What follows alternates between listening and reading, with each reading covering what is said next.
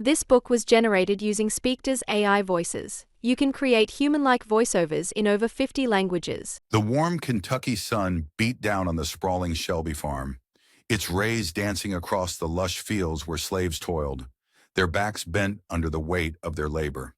The air was thick with the scent of freshly tilled earth and the distant lowing of cattle. But beneath this idyllic scene, a storm was brewing, dark clouds of financial ruin gathering on the horizon. Inside the grand farmhouse, Mr. Shelby paced his study, each step echoing the pounding of his worried heart. The walls seemed to close in on him as he contemplated the stack of unpaid bills on his desk. Each piece of paper was a thorn in his side, a constant reminder of the mounting debts that threatened to swallow his family whole. Shelby's eyes darted to the window, seeking solace in the familiar sight of his farm. Instead, his gaze fell upon Uncle Tom, a man who had been with the family for years. Tom's strength and loyalty had been the backbone of the farm, and the thought of losing him made Shelby's stomach churn. He was a good man, Shelby thought, better than most. The irony of that sentiment wasn't lost on him as he contemplated the unthinkable. A knock at the door startled Shelby from his reverie. Mr. Haley, a slave trader with a reputation as unsavory as week-old meat, stepped into the study. His presence was like a dark cloud, casting a shadow over the sunny day. Shelby's skin crawled as he shook hands with the man, but desperation had driven him to this point. "Mr. Shelby," Haley drawled, his voice as oily as his slicked-back hair, "I hear you might have some inventory to discuss." The negotiations were tense, each word exchanged feeling like a betrayal of everything Shelby had once stood for. As they haggled over the price of human lives, Shelby felt a piece of his soul wither away. In the end, he agreed to sell Uncle Tom and young Harry, the son of his wife's maid, Eliza. The decision made, Shelby felt as if he had aged a decade in a single afternoon. The weight of his choice hung heavy on his shoulders as he broke the news to his wife. Mrs. Shelby's reaction was swift and fierce, her words lashing out like whips against her husband's resolve. "How could you?" she cried, her eyes brimming with tears of anger and disappointment. "These are people, Arthur, not cattle to be sold off." Shelby's heart ached at the pain in his wife's voice, but he steeled himself against her pleas. "We have no choice," he said, his voice barely above a whisper. "It's this or lose everything." As the sun began to set, casting long shadows across the farm, the news of the impending sale spread like wildfire. The once peaceful atmosphere of the Shelby farm dissolved into a fog of fear and uncertainty. Slaves huddled in small groups, their whispers carrying on the evening breeze like mournful ghosts. In the kitchen, Aunt Chloe, Uncle Tom's wife, clutched her children close, her eyes wide with disbelief. The warmth of the hearth did nothing to chase away the chill that had settled in her bones. "It can't be true," she murmured, her voice trembling. "Not our Tom." Meanwhile, young George Shelby, who had grown up under Tom's gentle guidance, felt as if the ground had disappeared beneath his feet. He ran to the slave quarters, his heart pounding in his chest, desperate to find Tom and prove the rumors wrong. As night fell, a blanket of stars spread across the sky, indifferent to the turmoil below. The Shelby farm, once a haven of relative peace in the harsh world of slavery, now stood on the brink of a profound change. The air was heavy with the weight of unspoken fears and shattered dreams, as both the Shelby family and their slaves faced an uncertain future, forever altered by the cruel hand of fate and the unforgiving nature of debt. In the shadows of the slave quarters, Eliza stood frozen, her mind reeling from the news she had overheard. Her son, her precious Harry, was to be sold. The thought sent a jolt of terror through her body, every maternal instinct screaming in protest. As the night grew deeper and the farm settled into an uneasy silence, Eliza's eyes darted frantically, her breath coming in short, panicked gasps. She knew she had to act, and act now. But what could she do? What terrible choice lay before her? As the first light of dawn began to creep over the horizon, Eliza's heart pounded with a mixture of maternal instinct and overwhelming fear. In that moment, she made the heart-wrenching decision that would change everything. Eliza's heart pounded with a mixture of maternal instinct and overwhelming fear. In that moment, she made the heart-wrenching decision that would change everything. The night air was thick and oppressive, pressing down on Eliza like a heavy blanket as she moved silently through the Shelby farm. Shadows danced at the edge of her vision, each one a potential threat. Her hands shook as she stuffed a few meager belongings into a small bag, the rustle of fabric sounding like thunder in the quiet house. Harry, her young son, clung to her neck, his warm breath tickling her skin and reminding her of the precious life she was fighting to protect. Pausing at Mrs. Shelby's writing desk, Eliza's trembling fingers grasped a quill. Tears blurred her vision as she penned a hurried note, the scratching of the nib echoing her racing thoughts. The words poured out, a mixture of gratitude and desperate explanation. "I must go," she whispered, her voice barely a breath. "For Harry, for freedom." With one last glance at the only home she had ever known, Eliza slipped out into the darkness. The cool grass beneath her feet seemed to urge her forward, while the rustling leaves overhead whispered encouragement. Her destination loomed in her mind, the Ohio River, that watery barrier between bondage and liberty. As dawn's first light painted the sky in soft pinks and golds, Mr. Haley discovered Eliza's absence, his face contorted with rage, a vein pulsing at his temple like an angry worm beneath his skin. "Property!" he spat, pacing like a caged animal. "My property, gone!" Haley wasted no time organizing a pursuit. His eyes glinted with cruel determination as he summoned Tom Loker and Marks, two slave catchers known for their ruthless efficiency. "Find them?" Haley growled, his fists clenched so tight his knuckles turned white. "Whatever it takes." Meanwhile, the Shelby household erupted into barely controlled chaos. Servants whispered anxiously, casting furtive glances at their masters. Mrs. Shelby, her heart secretly soaring with relief at Eliza's escape, played her part with Oscar-worthy skill. "Oh dear," she fretted, her voice dripping with feigned concern. "I simply cannot find the keys to the stables. How dreadful." As she pretended to search, deliberately misplacing the keys time and again, Mrs. Shelby silently cheered Eliza on. Every minute of delay was another precious step towards freedom for the young mother and her child. Eliza's journey became a gauntlet of near misses and heart-stopping moments. She crouched in muddy ditches as search parties thundered past, their horses' hooves shaking the earth like rolling thunder. In small towns, she darted from shadow to shadow, every stranger a potential threat. The weight of Harry in her arms grew heavier with each passing mile, but her determination burned brighter than ever. Kind souls appeared like beacons of hope along her treacherous path. A farmer's wife pressed food into her hands with a knowing look, the rough bread feeling like gold in Eliza's palm. An old man pointed her towards a hidden trail, his eyes filled with unspoken understanding. Each act of kindness was a balm to Eliza's frayed nerves, reminding her of the goodness that still existed in this cruel world. But for every helping hand, there were a dozen threats lurking in the shadows. Eliza learned to read faces in an instant, to sense danger on the wind like a hunted animal. She became a creature of instinct, driven by the primal need to protect her child. Every rustle in the bushes, every distant shout sent her heart racing anew, adrenaline surging through her veins. As she pushed on, exhausted but unyielding, a spark of hope ignited in Eliza's chest. Whispered conversations and hastily passed notes brought news that set her soul alight. George Harris, her beloved husband, had also escaped.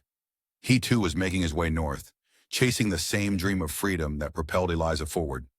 The thought of George out there, somewhere in the vast unknown, gave Eliza renewed strength.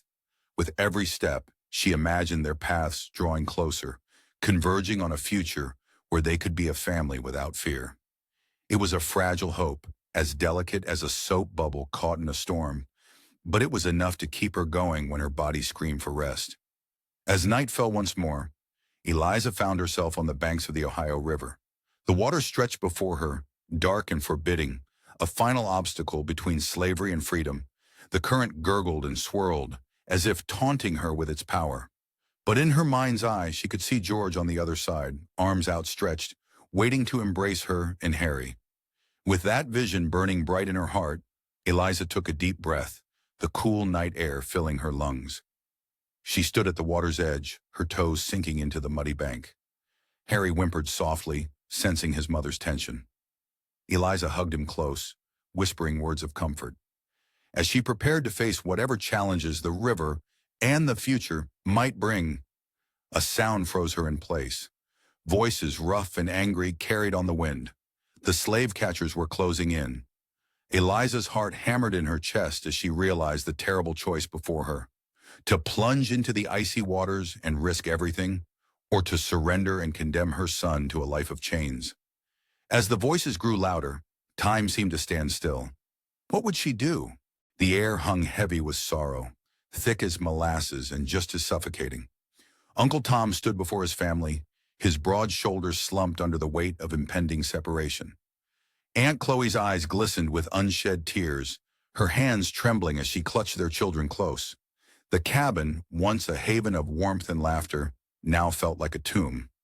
Tom's voice, usually strong and reassuring, wavered as he made his promises. "I'll write to you, my love," he said, his calloused hand gently cupping Chloe's face.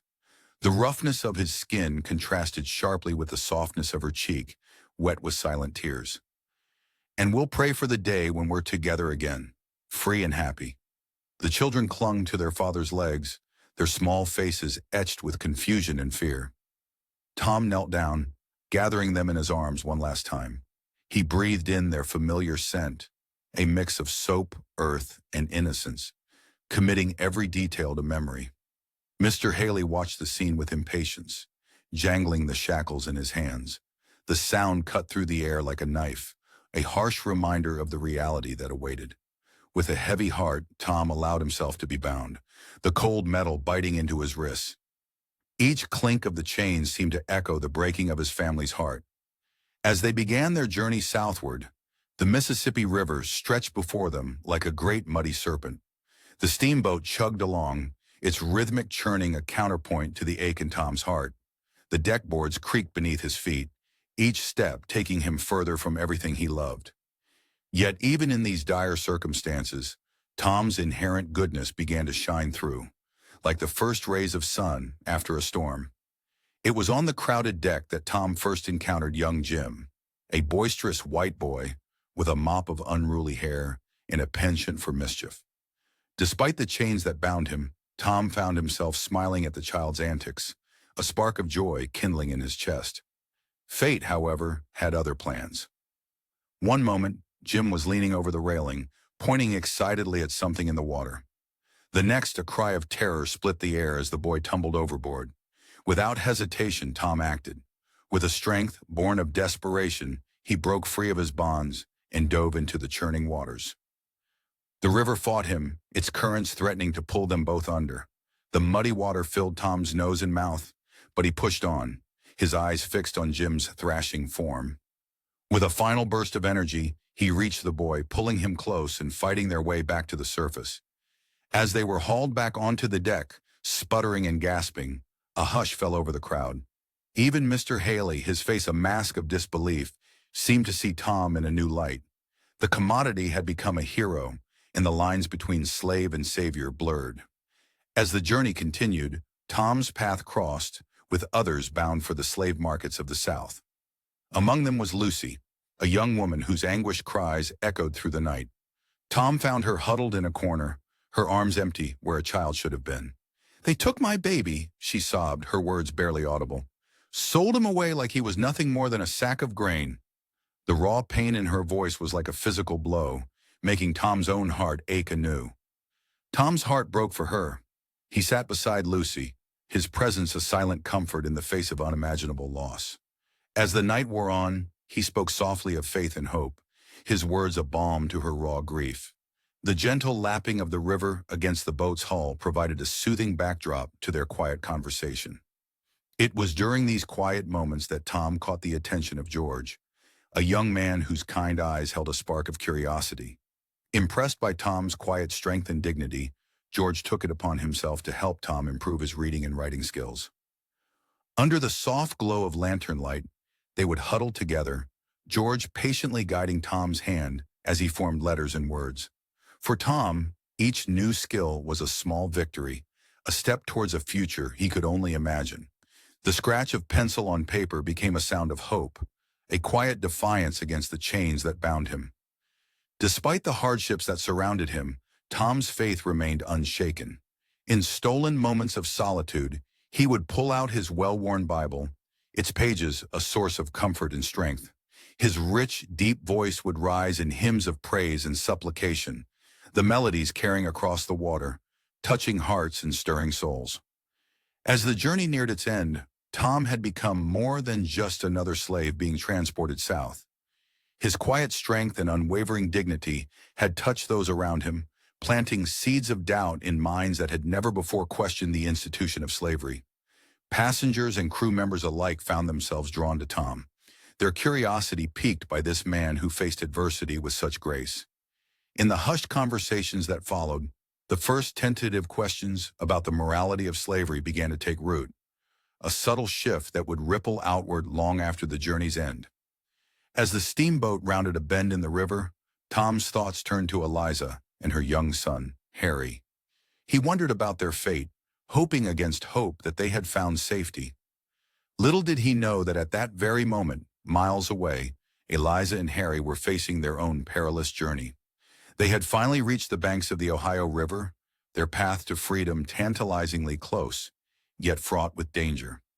As Tom's boat continued its inexorable journey south, Eliza stood on the precipice of a life-changing decision, the icy waters of the Ohio stretching before her like a final, daunting obstacle. Eliza and Harriet finally reached the banks of the Ohio River. Their journey had been grueling, spanning days of relentless travel. The mighty waterway stretched before them, a shimmering ribbon of hope and danger intertwined. It represented their gateway to freedom, a tantalizing promise just beyond their grasp. The air bit at their skin, crisp and unforgiving. It carried the scent of ice and desperation, a potent mixture that seemed to crystallize in their lungs with each breath. Eliza's heart sank as she gazed upon the partially frozen river. Its surface was a treacherous patchwork of ice and dark swirling water, each patch a potential lifeline or a deadly trap. Eliza's legs trembled beneath her, muscles quivering with exhaustion. Little Harry clung to her, his small body shivering against hers. His warmth was both a comfort and a reminder of the precious life she fought to protect. The eerie calm shattered like glass as the distant sound of pursuit reached their ears. Voices carried on the wind, growing louder with each passing moment. Panic gripped Eliza's chest like an iron vice, squeezing the air from her lungs. There was no time left, no room for hesitation. With a deep breath that seemed to freeze in her chest, Eliza made a decision that would echo through history. She clutched Harry tightly, feeling his rapid heartbeat against her own. "Hold on tight, my love," she whispered, her voice barely audible over the rushing water and the pounding of her own heart. Then, like a deer fleeing a hunter, she leapt. Her feet found purchase on the first ice floe, sending a jolt of pain through her body. The cold bit into her skin, sharp as knives, but there was no time to feel, only to act. She jumped again, and again, each landing a small miracle. The ice creaked and groaned beneath her feet, a symphony of danger that threatened to crescendo into disaster at any moment. Her bleeding soles left crimson footprints on the white surface, a testament to her sacrifice and determination.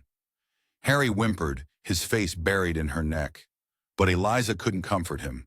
Every ounce of her being was focused on the next step, the next leap, the promise of safety on the distant shore. Time seemed to stretch and warp, minutes bleeding into hours. Eliza's world had narrowed to the space between her feet and the next patch of ice. Her breath came in ragged gasps, visible in the frigid air. Finally, mercifully, her feet touched solid ground on the other side. She stumbled, fell to her knees, and clutched Harry close, her body racked with sobs of relief and exhaustion. But their ordeal wasn't over. As Eliza struggled to her feet, a figure appeared on the bank. Her heart leapt to her throat, fear threatening to overwhelm her. But the man's face was kind, his eyes filled with concern rather than malice. "I'm Mr. Sims," he said softly, approaching slowly as if afraid to startle her. You're safe now. Let me help you." Eliza wanted to collapse into his arms, to give in to the bone-deep weariness that threatened to consume her. But years of caution and mistrust held her back. "The law," she managed to croak out, her voice hoarse from exertion and fear. Mr. Sims's face darkened, a storm cloud passing over his features. "The fugitive slave law be damned," he muttered, his voice low but fierce. "No law should separate a mother from her child. Come, I know a place where you'll be safe." He led them to a nearby house, grand and imposing. Eliza hesitated at the threshold, years of conditioning making her wary of such opulence. But the warmth emanating from within was too tempting to resist, a siren song to her frozen body. Inside, they were greeted by a flurry of activity. A woman, her face etched with lines of kindness, rushed forward. Her eyes were warm and welcoming, a stark contrast to the cold world outside. "Oh, you poor dears," she exclaimed, ushering them towards the fire. The flames danced, casting flickering shadows on the walls. "I'm Mrs. Bird. Let's get you warm and fed." As Eliza sank into a chair, her body finally giving in to exhaustion, she caught sight of a man watching from the doorway. His face was a mask of conflicting emotions, shock, guilt, and something that looked like dawning realization. He stood rigid, as if frozen in place by the scene before him. "This is my husband, Senator Bird," Mrs. Bird explained, her voice tinged with a hint of challenge. The words hung in the air, heavy with unspoken meaning. The senator stepped forward, his eyes never leaving Eliza and Harry. I supported the fugitive slave law," he said, his voice barely above a whisper. The admission seemed to pain him, each word dragged from his lips. "But seeing you, hearing your story, how could I have been so blind?" In that moment, as warm clothes were pressed into her hands and the smell of hot food filled the air, Eliza felt a glimmer of hope. Perhaps there was still kindness in the world, still people willing to see beyond the color of her skin to the humanity beneath. The Birds, moved by compassion that transcended law and politics, made a decision that would change lives. Under the cover of darkness, with Harry bundled safely in her arms, Eliza found herself in a carriage driven by none other than Senator Bird himself. They traveled through the night, the rhythmic clop of horse hooves a steady counterpoint to Eliza's racing thoughts. The senator's face was set in grim determination, his knuckles white on the reins. As dawn broke, painting the sky in soft pinks and golds, they arrived at a small, unassuming settlement. "The Quakers here will help you," Senator Bird explained, his voice low and urgent. "They've been assisting runaway slaves for years." A woman with a serene face and kind eyes greeted them. Her presence seemed to radiate calm, a balm to Eliza's frayed nerves. "I'm Mrs. Halliday," she said, her voice warm and comforting. "You're safe here, child. We'll help you find your husband and get you to Canada." As Eliza and Harry were led inside, provided with new clothes and a place to rest, the weight of their ordeal began to lift. Here, among these gentle people, they found not just sanctuary, but hope. Hope for reunion, hope for freedom, hope for a future where they could live without fear. The Quakers moved with quiet efficiency, already formulating plans for the next leg of their journey. As Eliza lay down to sleep, Harry curled safely against her side. She allowed herself to dream of Canada, of George, of a life where they could be together, free and unafraid.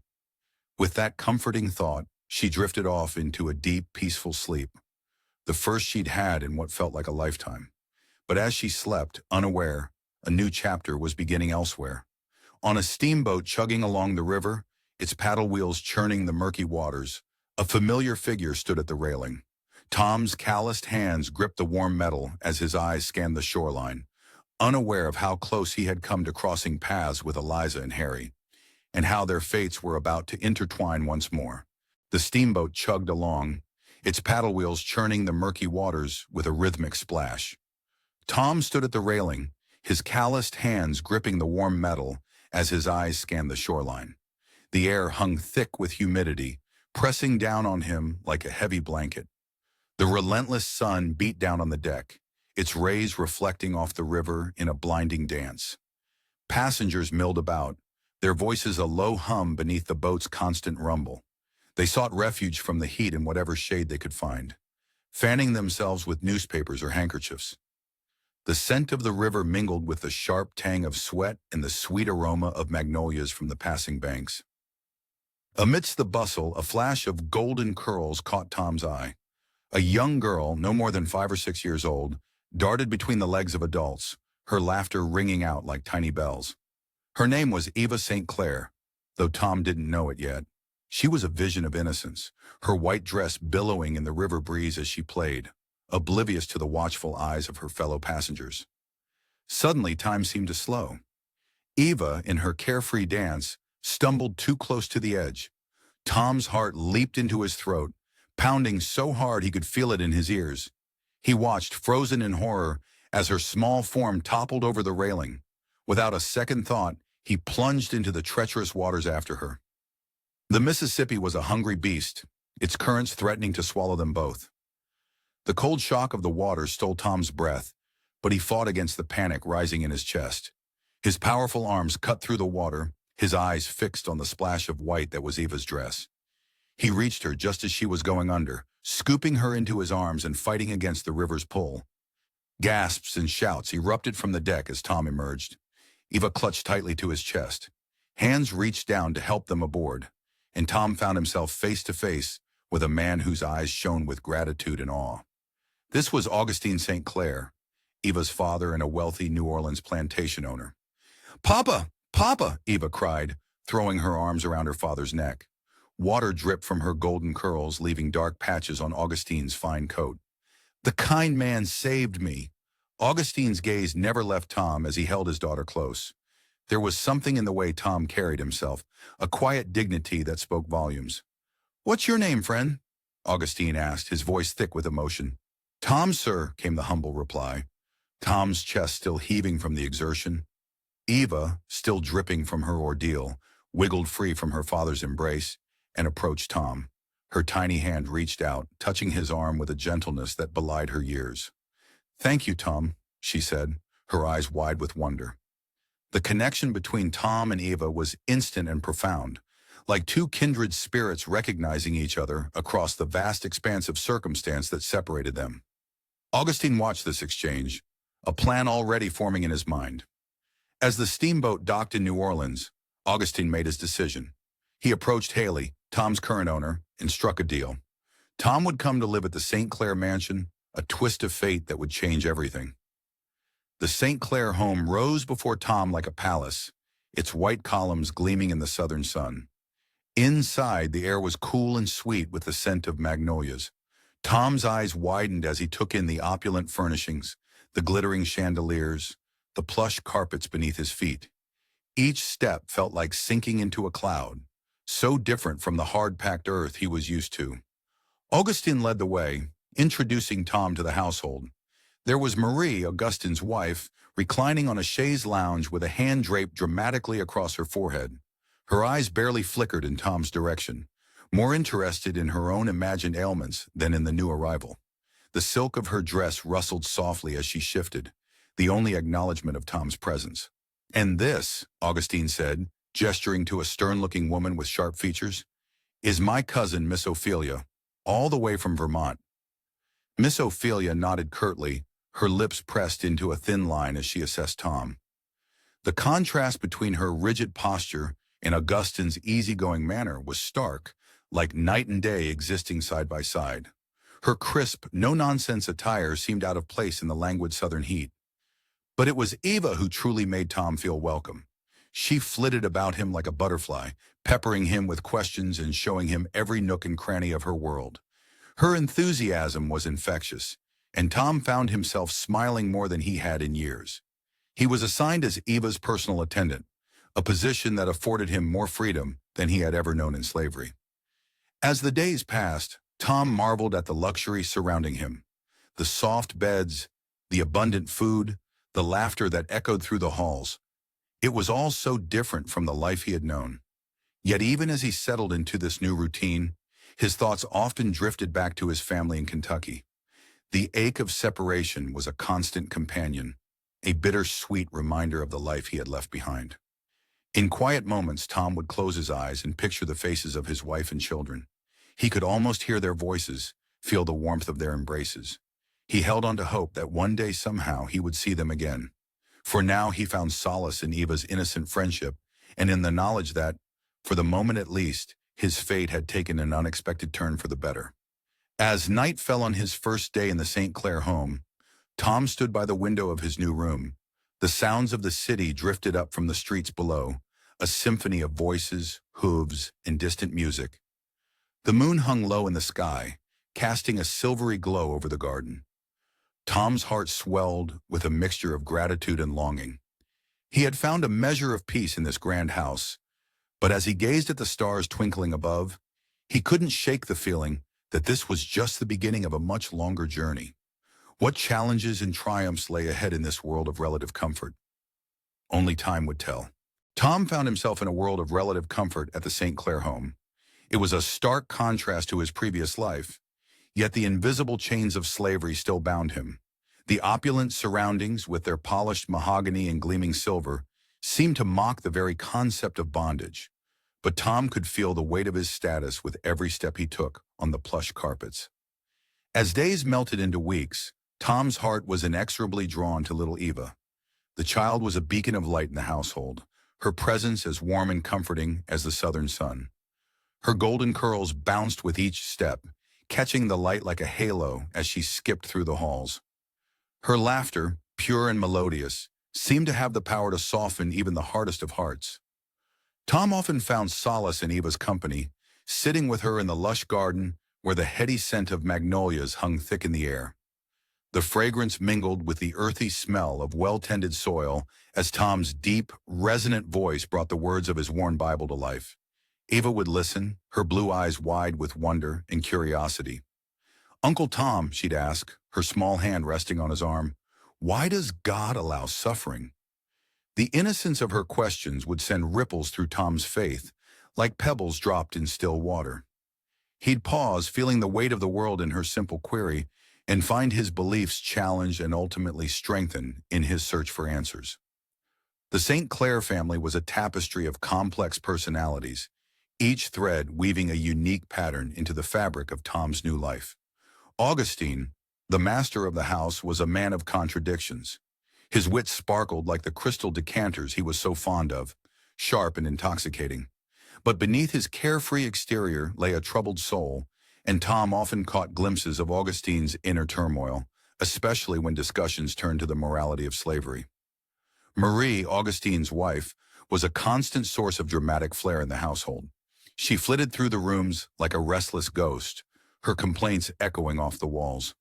"Oh, the burdens I bear," she would lament, collapsing onto a chaise lounge with a theatrical sigh.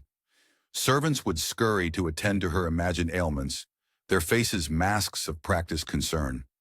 Eva, starved for maternal affection, would watch these displays with a mixture of confusion and sadness, her small fingers twisting in the fabric of her dress. Into this southern tableau stepped Miss Ophelia, as rigid and unyielding as the New England winters she hailed from. Her arrival brought a whirlwind of change, her crisp voice cutting through the languid air of the household.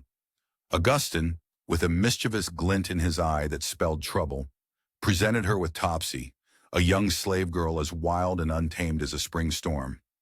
Topsy's antics set the household on edge, her unpredictable nature a constant source of chaos. She'd appear and disappear like an imp, leaving a trail of mishaps in her wake.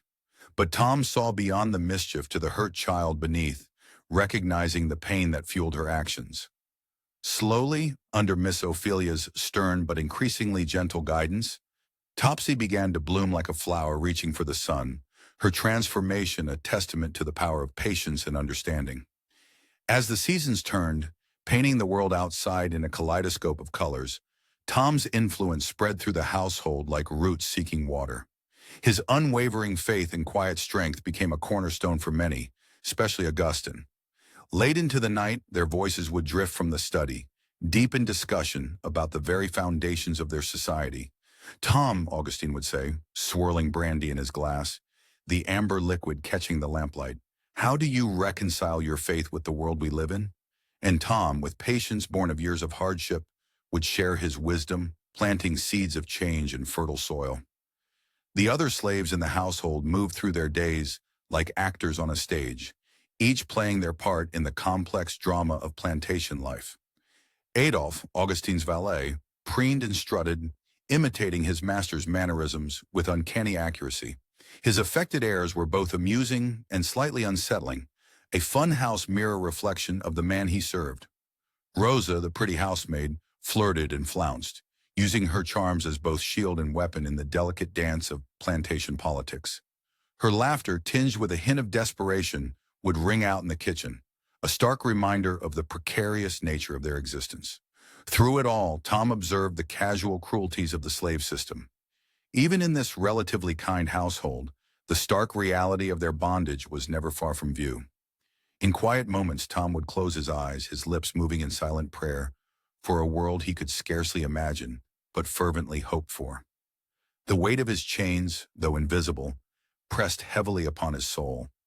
As the moon waxed and waned, Tom's thoughts often drifted to his family back in Kentucky. The ache of separation was a constant companion, as familiar as his own heartbeat.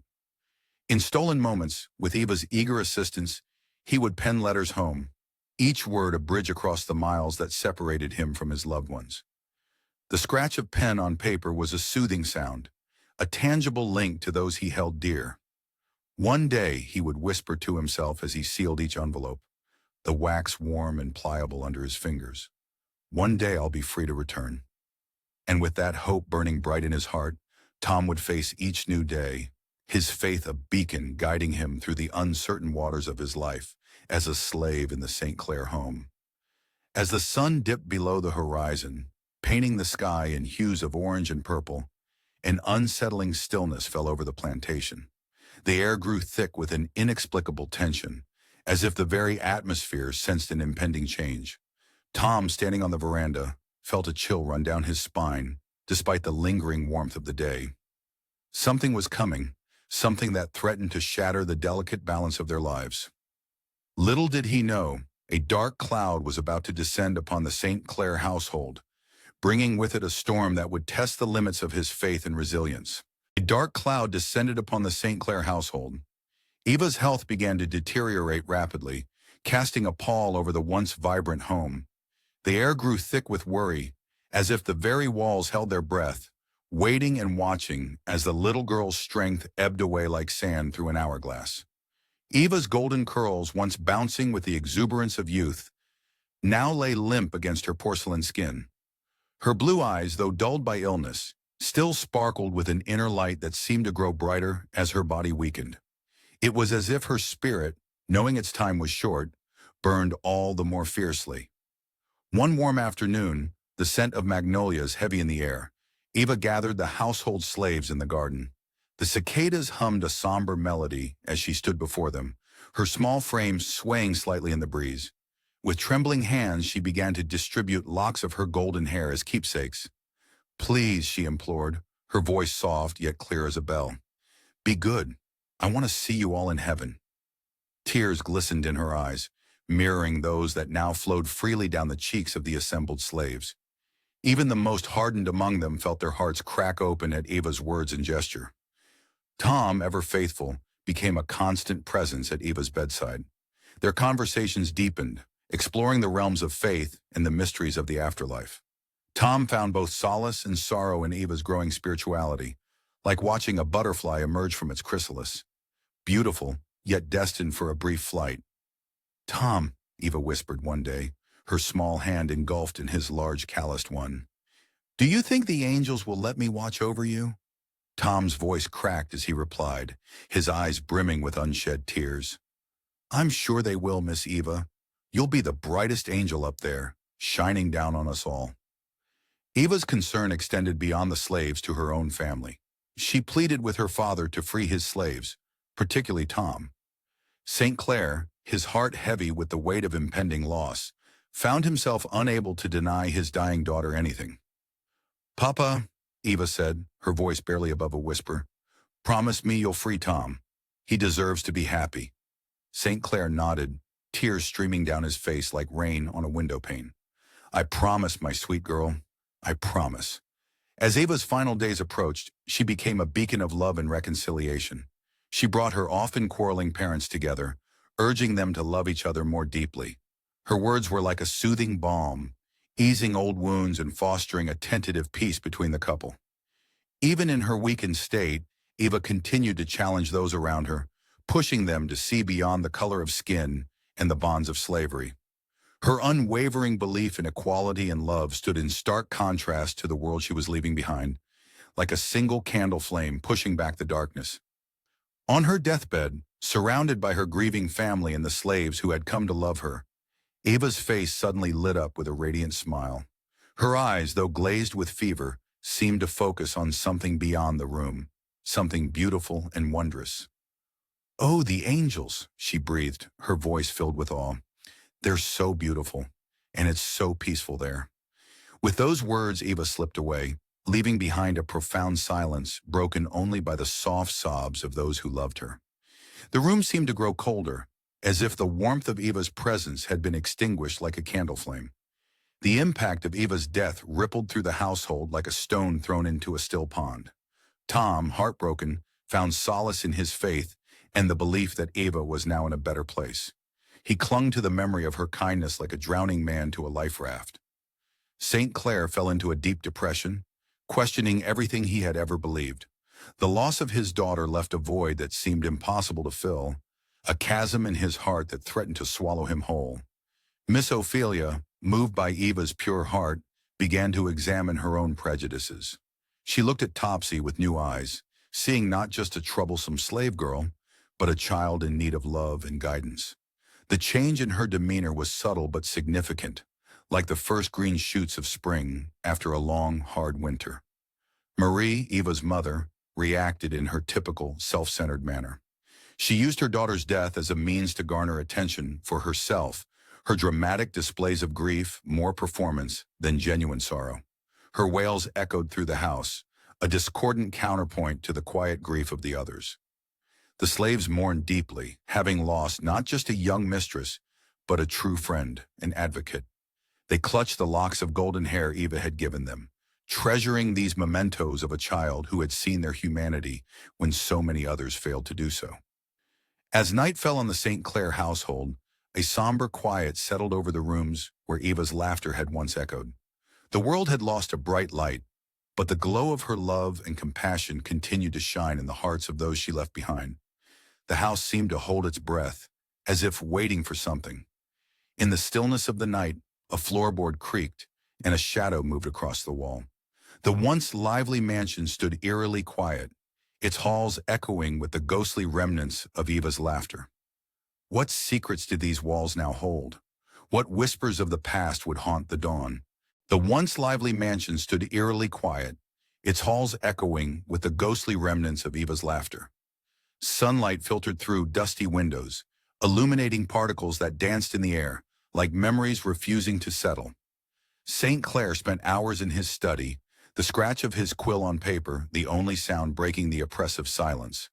Hunched over his desk, he poured his heart into drafting Tom's manumission papers, the promise he'd made to Eva hanging over him like a physical burden.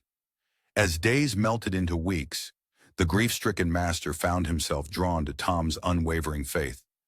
Their conversations, once casual, now took on a profound depth that seemed to fill the void left by Eva's absence. Tom's words, simple yet powerful, began to chip away at St. Clare's long-held skepticism.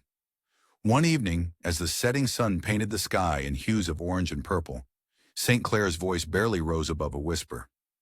"How do you hold on to such faith, Tom?" Tom's eyes shone with conviction, a stark contrast to the dimness that had settled over the household. "It ain't me holding on, Master St. Clare. It's the good Lord holding on to me." These words clung to St. Clare like a lifeline, following him to church on Sundays and keeping him company as he pored over the Bible late into the night. Slowly, like a flower turning toward the sun after a long winter, St. Clare's heart began to open to the possibility of faith. One balmy evening, when the air hung thick with humidity and the cicadas hummed their nightly chorus, St. Clare decided to take a walk into town. Tom followed close behind, his footsteps a comforting rhythm in the quiet night. The cobblestone streets gleamed under the flickering gaslights, still warm from the day's heat. As they passed a local tavern, The sound of raised voices and shattering glass pierced the night like a knife. St. Clare's body tensed, his eyes narrowing as he peered through the hazy windows. Without a second thought, he strode towards the commotion, ignoring Tom's worried protests. The tavern was a whirlwind of flying fists and overturned chairs. The stench of cheap whiskey and sweat assaulted St. Clare's senses as he pushed his way through the crowd, trying to separate the brawlers. In the chaos, a glint of metal caught the lamplight. Before anyone could react, a knife found its mark in St. Clare's side with a sickening thud.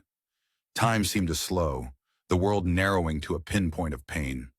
St. Clare stumbled, his face a mask of shock and disbelief. Tom rushed forward, his strong arms catching his master before he hit the ground. Cradling St. Clare, Tom's fervent prayers mixed with the panicked shouts around them, creating a cacophony of desperation.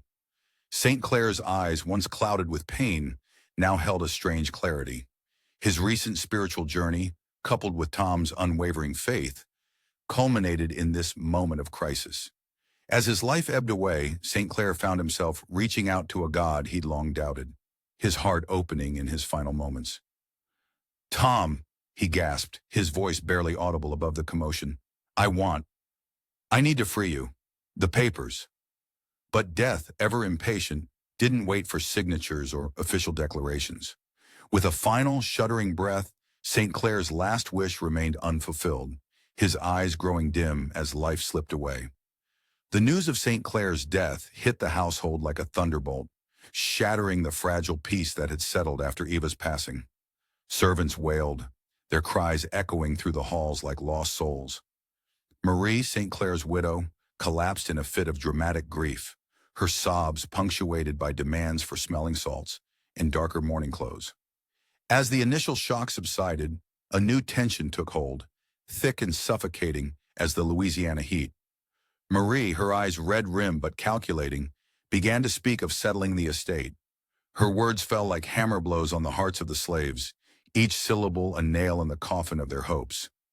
"We'll have to sell them all," she declared, her voice devoid of emotion, as cold and hard as the marble floors beneath their feet.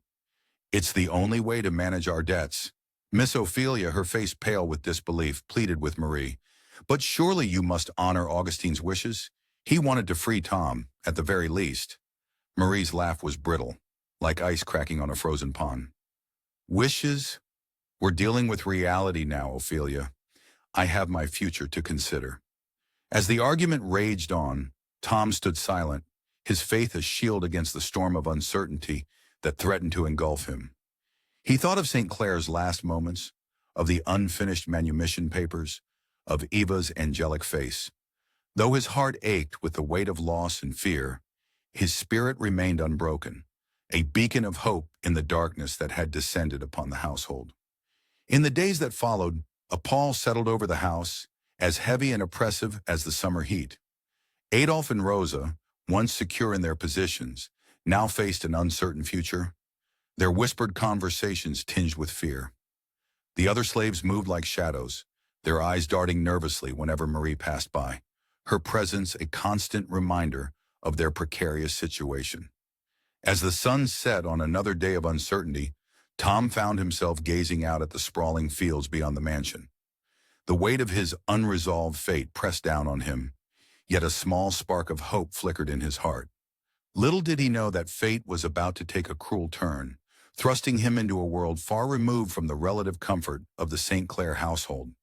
The stark contrast between his current life and what awaited him would soon hit Tom like a physical blow, testing his faith and resolve in ways he could never have imagined. The stark contrast between the refined St. Clare household and Legree's harsh plantation hit Tom like a physical blow.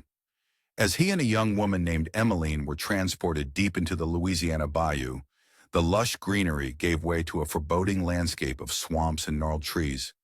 The air grew thick with humidity, carrying the heavy scent of decay and despair. Tom's heart pounded in his chest as the wagon rattled along the rough path, each jolt a reminder of the uncertain future that lay ahead. Beside him, Emmeline's quiet sobs punctuated the eerie silence of the swamp. As they approached Legree's cotton plantation, the very atmosphere seemed to change. The sun, once warm and comforting, now beat down mercilessly, its rays feeling like hot knives against Tom's skin. The plantation loomed before them, a nightmarish vision of weathered buildings and endless fields stretching to the horizon. Legree emerged from the main house, his eyes glinting with a predatory gleam that sent a chill down Tom's spine. The plantation owner circled Tom slowly, his gaze raking over him like a physical touch. "Strip!" Legree barked, his voice as rough as sandpaper. "Those fancy clothes ain't fit for work." Tom's fingers trembled as he unbuttoned his shirt, each movement feeling like a small surrender. The coarse, ragged garments thrust into his hands felt like a shroud, marking the death of his old life and the birth of a harsh, new reality. The rough fabric scratched against his skin, a constant reminder of his newfound status. Legree's words cut through the air, sharp and cruel. "I bought you for your strength, Tom. You'll be a driver now, you hear? You'll make the others work, or you'll feel the lash yourself." The threat hung in the air, heavy and oppressive. As Tom was led through the plantation, the full horror of his situation unfolded before him. Slaves toiled under the merciless sun, their bodies bent and broken. The crack of whips sliced through the air, followed by cries of pain that formed a horrifying symphony. The acrid smell of sweat and blood mingled with the sickly sweet scent of cotton, creating a nauseating cocktail that turned Tom's stomach. Among the sea of suffering faces, Tom's gaze fell upon Sambo and Quimbo, Legree's vicious overseers. Their eyes, once perhaps filled with the same light Tom still carried, now gleamed with a twisted pleasure in cruelty. They were living proof of how the system could corrupt even the most human of souls, and Tom felt a deep sadness wash over him at the sight. Then there was Cassy, a woman whose face was etched with lines of bitterness and pain. Her eyes, dark pools of sorrow, spoke of unspeakable suffering at Legree's hands. When their gazes met, Tom saw a flicker of something, perhaps hope, perhaps recognition of a kindred spirit, before she quickly looked away. Days blurred together in a haze of backbreaking work and gnawing hunger. The meager rations barely kept the slaves alive, let alone strong enough for the grueling labor demanded of them. Tom watched as his fellow captives withered, their spirits crushed under the weight of Legree's tyranny. The cotton fields seemed to stretch endlessly, each row a test of endurance and will. Yet even in this den of misery, Tom's faith burned like a stubborn ember. He offered what comfort he could, a kind word here, a helping hand there. To Emmeline, trembling like a leaf in the wind at Legree's lecherous gaze, Tom became a pillar of strength. "Keep your eyes on the Lord, child," he'd whisper when no one was listening, his voice barely audible over the rustle of cotton plants. "He ain't abandoned us, even here." The words felt hollow at times, even to Tom, but he clung to them like a lifeline. Tom's unwavering kindness and moral fortitude did not go unnoticed. Some slaves drew strength from his example, their weary eyes lighting up with a glimmer of hope when he was near. But this same quality drew Legree's ire like a moth to flame. The plantation owner saw Tom's unbroken spirit as a personal affront, a challenge to his absolute authority. One sweltering afternoon, as the cotton fields swayed under a blood-red sky, Legree's patience snapped. "Whip her!" he roared, pointing to a frail slave woman who had collapsed from exhaustion. He thrust a whip into Tom's calloused hands, his eyes gleaming with cruel anticipation. The leather felt heavy and wrong in Tom's grip, its weight a testament to the pain it could inflict. Tom stood, rooted to the spot, the whip hanging limply at his side. The air grew thick with tension as slaves and overseers alike held their breath. Time seemed to stand still, the only sound the labored breathing of the fallen woman and the pounding of Tom's heart in his ears. "No, master," Tom said softly, his voice steady despite the fear coursing through his veins. "I won't do it. You can punish me if you must, but I won't hurt another soul." The words hung in the air, a defiant challenge to the cruelty that surrounded them. Legree's face contorted with rage, transforming into a mask of pure hatred. As he advanced on Tom, fists clenched and eyes blazing, one thing became crystal clear. Legree was determined to break Tom's spirit or destroy him in the process. The battle lines were drawn, and the war for Tom's soul had only just begun. As the sun began to set, casting long shadows across the cotton fields. Tom felt a hand grasp his arm. He turned to see Cassy, her eyes wide with urgency. "Tom," she whispered, her voice barely audible, "we need to talk. There's something you need to know." Before Tom could respond, she melted back into the shadows, leaving him with a sense of foreboding that matched the darkening sky. The cotton fields stretched endlessly under the scorching Louisiana sun, their white bowls a stark contrast to the dark, cracked earth. Cassy's eyes darted nervously as she pulled Tom aside, her fingers trembling as they gripped his arm. The air was thick with the scent of sweat and desperation, a constant reminder of their shared bondage. "Tom," she whispered, her voice barely audible above the rustling leaves, "I found a way out, for me and Emmeline." Tom's weathered face creased with concern, his eyes widening as he leaned in closer. The weight of Cassy's words hung heavy between them, pregnant with both hope and danger. As the sun dipped below the horizon, painting the sky in hues of orange and purple, Cassy unfolded her plan. Her voice quivered with a mixture of excitement and fear as she explained how she would exploit Legree's superstitious nature, using his own guilty conscience against him. Tom listened intently, his heart racing with each word. The crickets began their nightly chorus, providing a haunting backdrop to Cassy's tale of survival and cunning. Nearby, Emmeline stood frozen, her young face a mask of terror and anticipation. Her eyes, wide and glistening with unshed tears, darted between Cassy and Tom. The threat of Legree's unwanted advances loomed over her like a storm cloud, making her tremble like a leaf in the wind. As Cassy spoke, the pain of her past seemed to seep into the very air around them. Her voice cracked as she recounted the horrors she had endured, the heart-wrenching separation from her children, the countless abuses at the hands of cruel masters. Each memory was a fresh wound, raw and bleeding. Tom's heart ached for both women, their pain becoming his own. Yet he stood firm in his convictions. "I can't lie or be part of the escape," he said softly, his voice filled with compassion, "but I'll pray for your safety and success." As night fell, casting long shadows across the plantation, Cassy and Emmeline set their plan in motion. The old house creaked and groaned, its wooden bones seeming to come alive with secrets and sorrow. Strange noises echoed through the halls, whispers, footsteps, and eerie wails that sent shivers down the spines of Legree's household. Legree himself stormed through the house, his face contorted with rage and terror.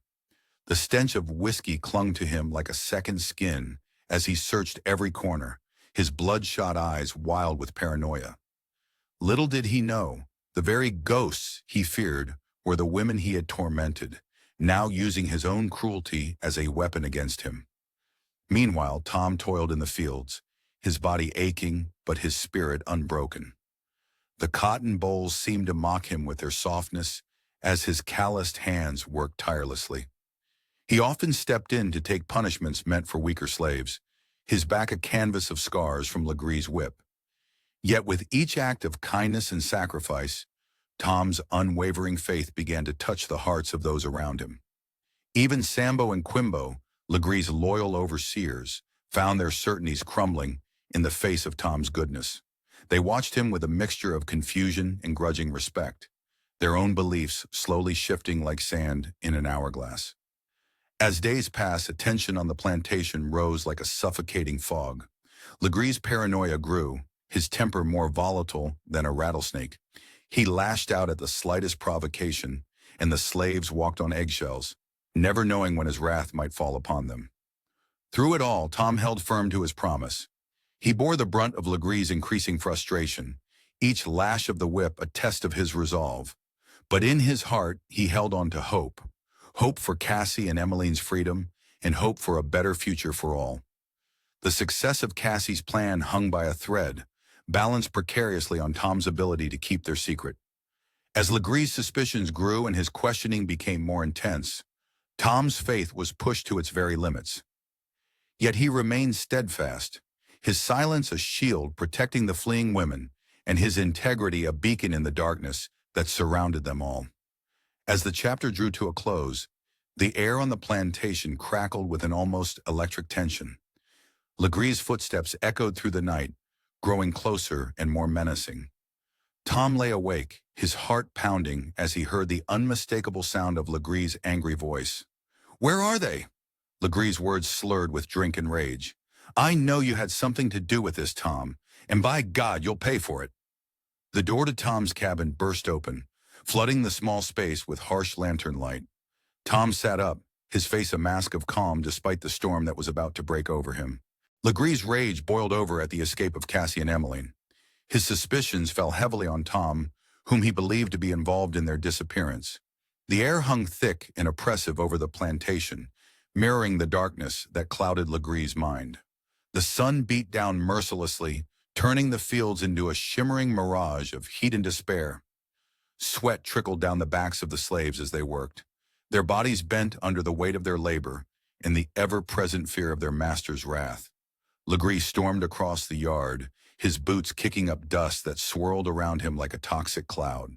His face was a mask of fury, eyes wild with a dangerous glint that sent slaves scurrying out of his path. He found Tom working in the fields, the older man's shirt clinging to his back, soaked with sweat. Without warning, Legree's hands shot out, grabbing Tom by the collar. Spittle flew from his mouth as he shouted, "Where are they, you black devil? Tell me now, or I'll beat it out of you." Tom's heart raced, the sudden assault making his breath catch in his throat.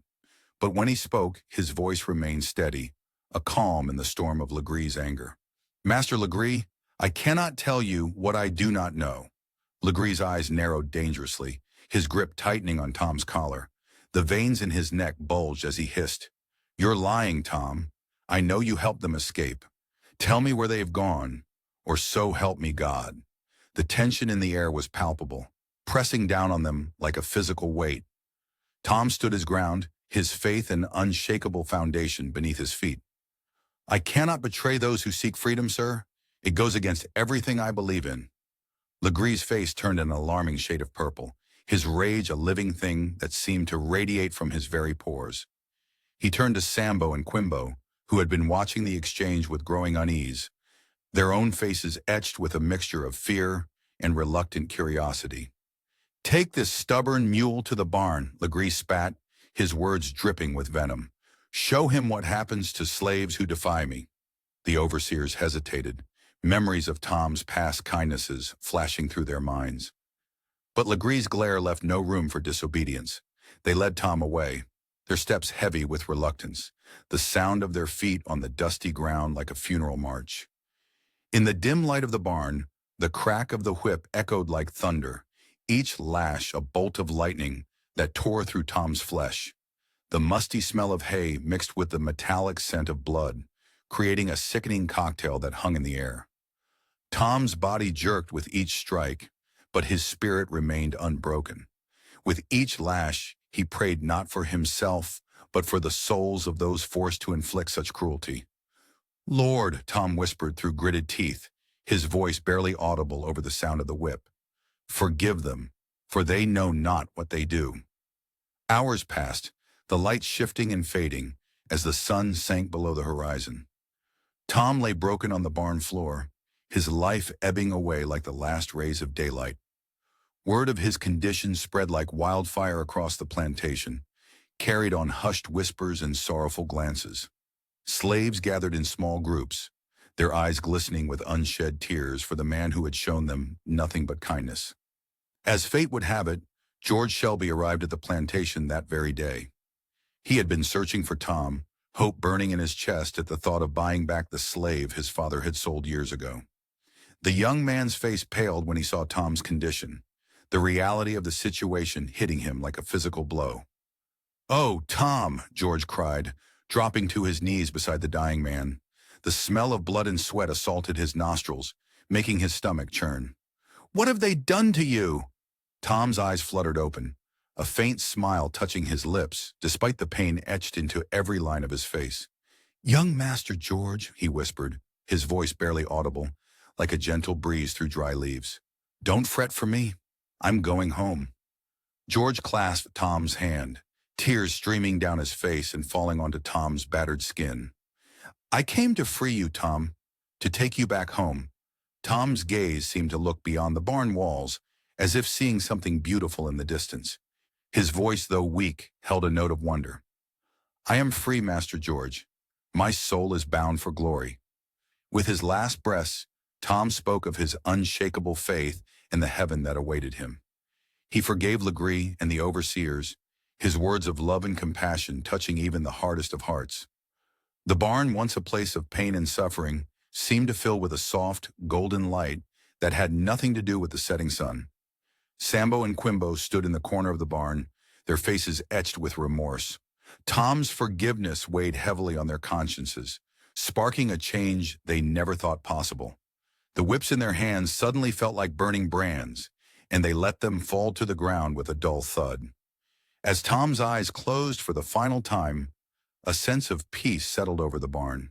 The air seemed to lighten, as if a great burden had been lifted. George Shelby rose to his feet, his grief transforming into determination. He vowed then and there to fight against the evil of slavery, Tom's sacrifice igniting a fire within him that would not be extinguished. Outside, Legree paced restlessly, unable to shake the feeling of unease that had settled over him. The night air was cool, but sweat beaded on his forehead. He had broken men before, but Tom's unwavering spirit and final act of forgiveness shook him to his core. For the first time in years, Legree felt the weight of his actions, and the realization of his own moral bankruptcy began to gnaw at the edges of his hardened heart. As George stepped out of the barn, his eyes red-rimmed but filled with a new purpose, he locked gazes with Legree. The two men stood frozen, the air between them charged with unspoken words and the promise of change. George's hand tightened into a fist at his side, his mind already racing with plans for his return to Kentucky. But what awaited him there, and how would Tom's death reshape the world he thought he knew? George Shelby's heart was heavy as he returned to Kentucky. The weight of Tom's death bore down on him, profoundly changing his outlook on life and igniting a fierce determination to right the wrongs of slavery. The warm Kentucky sun beat down on George's face as he stood on the porch of his family's plantation. The air was thick with the scent of magnolia blossoms and freshly tilled earth. Before him stretched sprawling fields, once tended by enslaved hands, now seeming to cry out for justice. The gentle rustling of leaves in the breeze sounded like whispered pleas for freedom. With trembling fingers, George reached into his pocket and pulled out a worn piece of paper, the deed to his family's slaves. The paper felt heavy in his hands, weighted with the burden of generations of injustice. "No more," he whispered, his voice catching in his throat. The words hung in the air, a promise to himself and to the memory of Tom. "This ends now." Heart-pounding, George gathered the slaves. Their faces were a mix of curiosity and apprehension, eyes darting nervously as they assembled. Among them stood Aunt Chloe, her eyes glistening with unshed tears as she remembered her beloved Tom. The air crackled with tension and unspoken hope. George's voice rang out clear and strong as he announced their freedom, the words hanging in the air like a promise finally fulfilled. "You're free," he said, his voice cracking with emotion. "All of you. And if you choose to stay, you'll be paid fair wages for your work." A ripple of disbelief swept through the crowd, followed by gasps and cries of joy. The sound swelled like a wave, washing over the plantation. Aunt Chloe fell to her knees, her hands clasped in prayer, tears streaming down her weathered cheeks. The Shelby plantation, once a symbol of oppression, was transforming into a beacon of hope. Meanwhile, hundreds of miles away, Cassy and Emmeline's hearts raced as they crossed the border into Canada. The air seemed fresher, the colors brighter in this land of freedom. The weight of fear that had been their constant companion began to lift, replaced by a tentative hope. They found shelter with a kind Quaker family, their nights no longer haunted by the specter of Simon Legree. But fate had one more surprise in store. As Cassy shared her story with a local abolitionist group, her voice trembling with the pain of her past, a gasp from the audience caught her attention.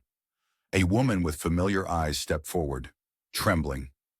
"Mama?" the woman whispered, her voice a mix of hope and disbelief. Cassy's world tilted on its axis as she recognized her long-lost daughter Eliza. Time seemed to stand still as mother and daughter locked eyes, years of separation melting away in an instant. Tears flowed freely as they embraced, their sobs of joy echoing in the room. The joyful reunion expanded as Eliza introduced her husband, George Harris, and their children. The family, once torn apart by the cruel hand of slavery, was whole again. As they sat around a warm fire, sharing stories and dreams, the flames casting dancing shadows on their faces, a decision crystallized. "We should go to Liberia," George Harris suggested, his eyes alight with purpose. "We can build a new life there, away from the prejudices of America." The idea took root, growing stronger with each passing day. Soon they were aboard a ship bound for Africa, the vast ocean stretching before them like a promise of new beginnings. The salty sea air filled their lungs, carrying with it the scent of hope and possibility. Back in Kentucky, the Shelby plantation buzzed with activity. Former slaves, now paid workers, moved with a new sense of dignity. Their laughter rang out across the fields, a sound of freedom long denied. Young George Shelby threw himself into the abolitionist cause, his voice joining the growing chorus demanding an end to slavery. The plantation became a stop on the Underground Railroad, its hidden cellars and secret passages offering refuge to those fleeing bondage. Each escaped slave carried with them the story of Uncle Tom, his unwavering faith and sacrifice inspiring hope in the darkest of times. In quiet moments, George would sit on the porch, gazing at the stars Tom once admired. The night sky stretched endlessly above him, a tapestry of twinkling lights. He could almost hear Tom's gentle voice, urging him to keep fighting for what was right. As the years passed, the ripples of change spread far and wide. Topsy, once a wild and untamed child, blossomed under Miss Ophelia's care. Her quick mind devoured knowledge like a hungry flame, and she eventually answered the call to become a missionary in Africa. The legacy of Uncle Tom's unwavering faith, kindness, and moral strength continued to inspire those who heard his story. It served as a testament to the power of love and the indomitable human spirit in the face of great adversity, stirring the conscience of a nation and becoming a powerful tool in the fight against slavery. As the sun set on the Shelby plantation, casting long shadows across the land, the air was filled with a sense of hope and possibility. The story of Uncle Tom and all those whose lives he touched would continue to echo through time, a reminder of the enduring power of compassion, courage, and the unbreakable bonds of humanity. This book was generated using Speakter's AI voices. You can create human-like voiceovers in over 50 languages.